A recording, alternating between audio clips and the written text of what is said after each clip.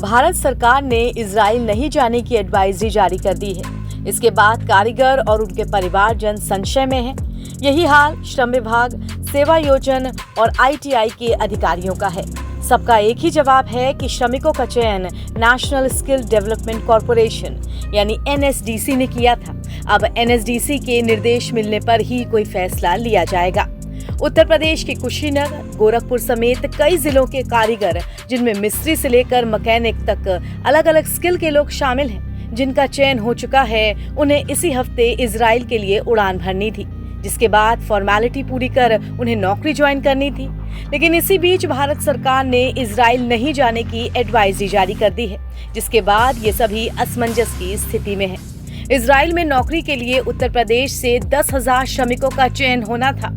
इसके लिए 2 चरणों में स्किल टेस्ट हो चुके थे। पहले चरण में करीब 5,088 और दूसरे चरण में 4,121 श्रमिक चयनित हो चुके थे।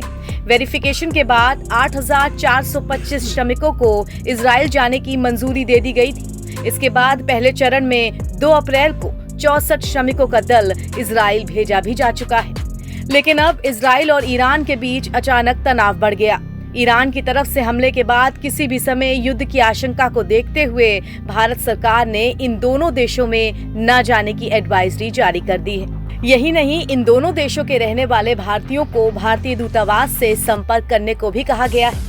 2 अप्रैल को इजराइल भेजे गए 64 कारीगरों में गोरखपुर निवासी दीवान कुमार भी शामिल हैं। उन्होंने फोन पर बताया कि फिलहाल वो सुरक्षित हैं। हालांकि भारत और इजराइल के बीच उड़ानें बाधित होने पर उन्होंने चिंता भी जताई। इसके अलावा प्रमुख सचिव श्रम एवं रोजगार अनिल कुमार ने बताया कि इजराइल और ईरान के लिए एडवाइजरी जारी होने के बाद सरकार या नेशनल स्किल डेवलपमेंट कॉर्पोरेशन से कोई आधिकारिक निर्देश नहीं मिला है। फिलहाल किसी नए दल को इजराइल नहीं भेजा जा रहा है। जल्द ही इसकी तस्वीर साफ हो जाएगी। बता दें कि पश्चिम एशिया पर युद्ध के बादल मंडराने के बीच शुक्रवार 12 अप्रैल को नई दिल्ली ने भारतीयों को क्षेत्र में मौजूद स्थिति को देखते हुए अगली सूचना तक ईरान और इजराइल की यात्रा न करने की सलाह दी है। विदेश मंत्रालय की सलाह में कहा गया है, जो लोग वर्तमान में ईरान या इजराइल में रह रहे हैं, उनसे अनुरोध है कि वे वहां भारतीय दूतावासों से संपर्क करें और अपना पंजीकरण कराएं। इसमें कहा गया है कि उनसे ये भी अनुरोध किया जाता है कि वो अपनी सुरक्षा के बारे में अत्यधिक सावधानी बरतें और अपनी गतिविधियों को न्यूनतम तक सीमित रखें।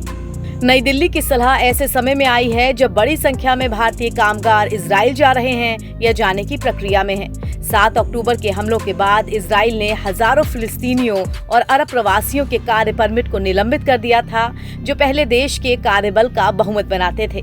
इससे श्रमिकों की भारी कमी हो गई, जिसे अब भारतीय पूरा कर रहे हैं। NBT ऑनलाइन की रिपोर्ट।